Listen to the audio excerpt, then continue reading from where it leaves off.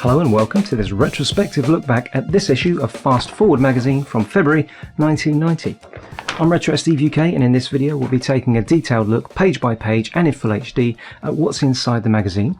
We'll be sharing our memories of the mag with some of your featured comments, and there'll be a couple of old 1990s TV adverts to enjoy at the end as well.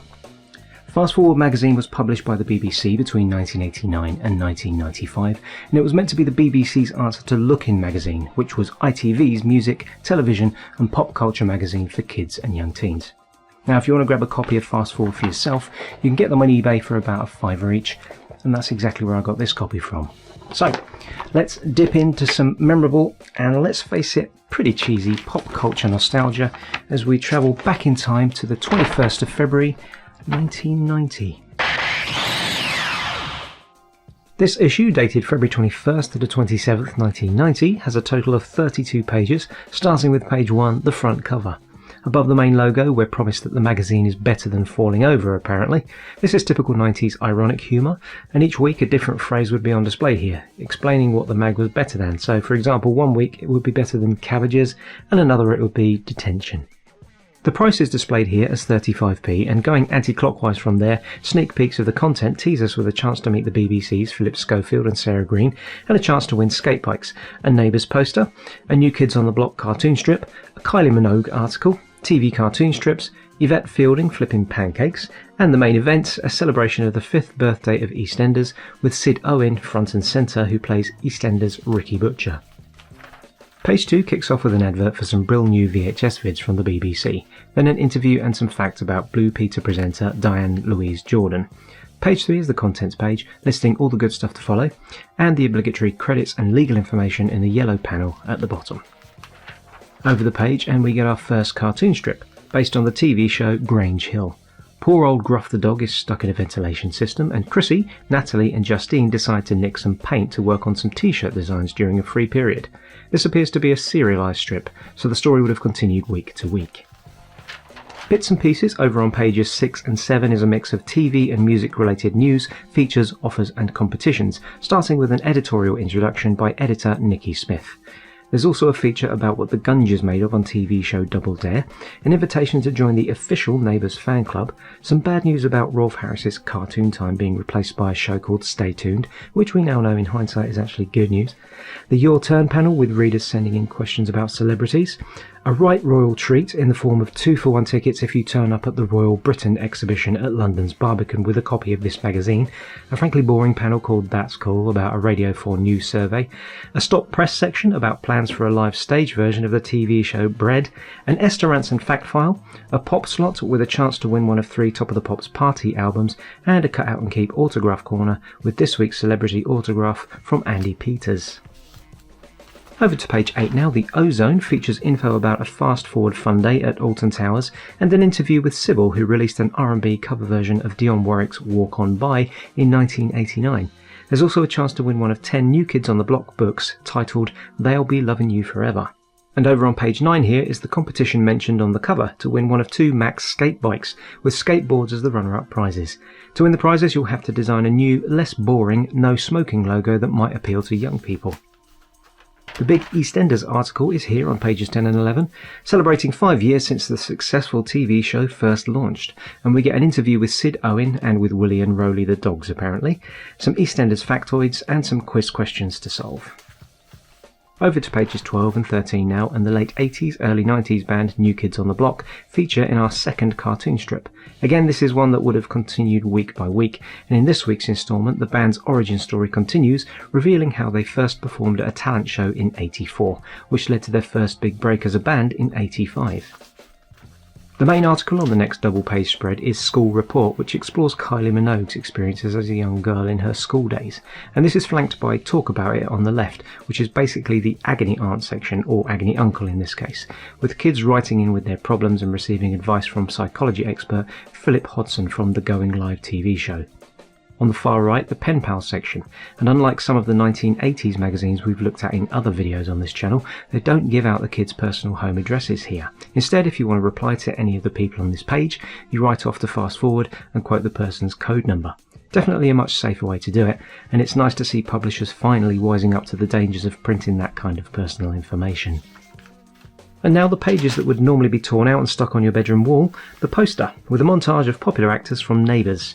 Their names are shown on the page and the characters they played are as follows, going clockwise from the top left.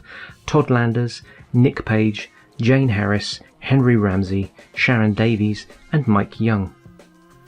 The TV and radio listings on page 18 and 19, catchily titled as the Proggy pages, fill us in on what's on the BBC between Wednesday the 21st of February and Tuesday the 27th.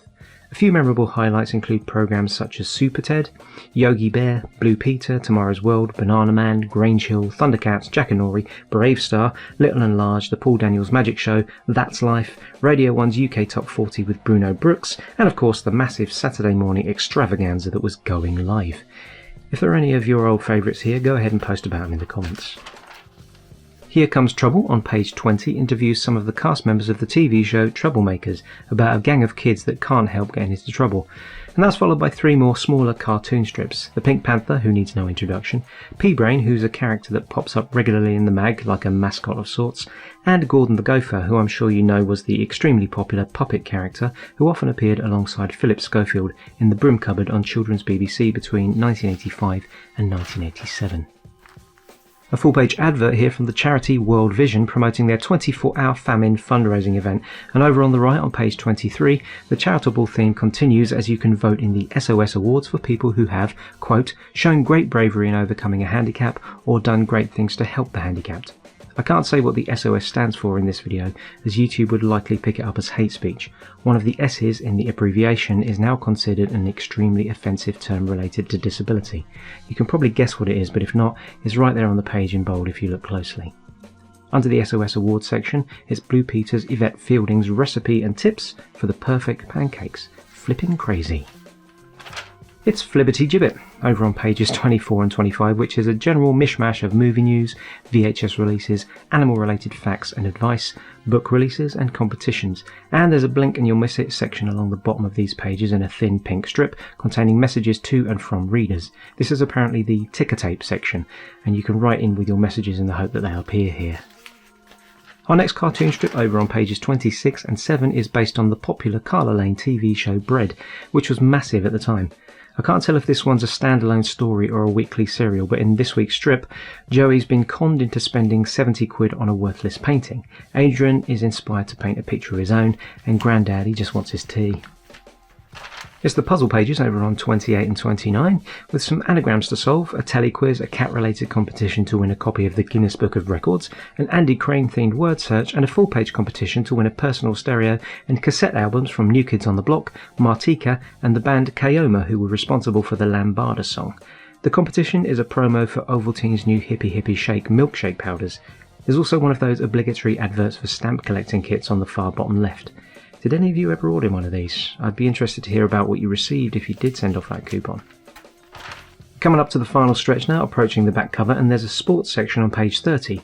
G'day Sport brings us sport-related info, facts, quizzes and competitions, including chances to win Rugby World Cup Challenge videos, and videos about the life of famous racing horse Desert Orchid. Inside the back cover on the right here is the main letters section, giving readers the chance to have their say about the mag, telly, radio or anything else they fancy, and the best letter wins a Laurus Quartz watch. This week's lucky winner chose to remain anonymous, being referred to simply as a very kind person from Norton Heath, and they've written in to tell us about the charity work they've done to raise money for the Guide Dogs for the Blind, and they promise to raffle the watch if they win to raise more charity funds. That ticker tape section continues along the bottom here as well, with more readers' messages, and the final blue box on the far right with the mascot Peabrain at the bottom details what's coming in next week's issue. We're promised the Top of the Pops t-shirts and goodies competition, a Celebrity Neighbours Mastermind quiz, part 3 of the New Kids cartoon strip, a chance to win a sailing dinghy, a Bros poster, along with the words to their new song, and all the usual favourite features and cartoons. I must also mention, of course, the small print section down in the bottom right with details of the winners from some of the competitions from previous issues and the answers to the questions from those competitions. And we've made it to the back page where we get a selection of celebrity pics in the Fast for Photos section, along with a creative caption for each picture.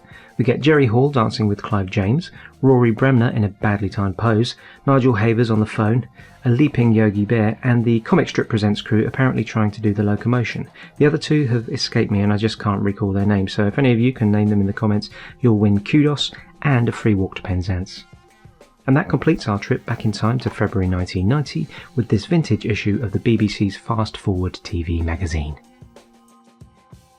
I reached out on social media for your comments about Fast Forward magazine, your thoughts and memories and such, and here's what a few of you had to say. Over on Mastodon, Chris Sefton-Hearn has obviously been affected by the catchy TV jingle for the magazine, as even now, whenever he and his husband are fast-forwarding through something on TV, they'll quite often sing the jingle from the promos. I can understand this, as since editing the video and hearing those jingles, I can't get it out of my head either. From the community post section of my YouTube channel, El Ritmo was really into the magazine for a few years, although he also associates it with a visit to the hospital. He got the Going Live Smelly Vision Scratch and Sniff issue while on the children's ward with a broken leg, and during the 7 weeks he was laid up at home in a cast, he put together a homemade mini-mag called Rewind to send in to them, with pictures of Ed the Duck and Gordon the Gopher, and a selection of jokes and articles. Nigel XP4RF remembers seeing the mag advertised on BBC One, which was rare as the BBC didn't really do ads. Lots of product placements, but ads not so much. ITV's Looking magazine, however, was his go-to TV guide, as it had the double-page spreads that covered the regional channels. This also came in handy after getting a second-hand telly and a VHS recorder around 1989. And finally, the 1NJT remembers the magazine used to come out once a week, and as soon as school finished they'd fast forward themselves excitedly to the corner shop to grab a copy. It had comic strip stories like Grange Hill and one about the character Peabrain. Apparently Fast Forward just disappeared from shelves without warning, and with no mention at all about its demise in the final issue. If you loved this magazine back in the day, or maybe if you were more of a Looking magazine fan, head over to the comments section and let us know what you think. And if you'd like your thoughts featured in a future retrospectives video, follow me on my various social media platforms where I'll be asking for your comments whenever I'm working on something new. You'll find all the links in the video description. We'll finish off now with a couple of vintage Fast Forward TV adverts, but first I'd like to thank everyone who shared their comments, to thank you for liking and subscribing, and of course to thank you all for watching Retrospectives.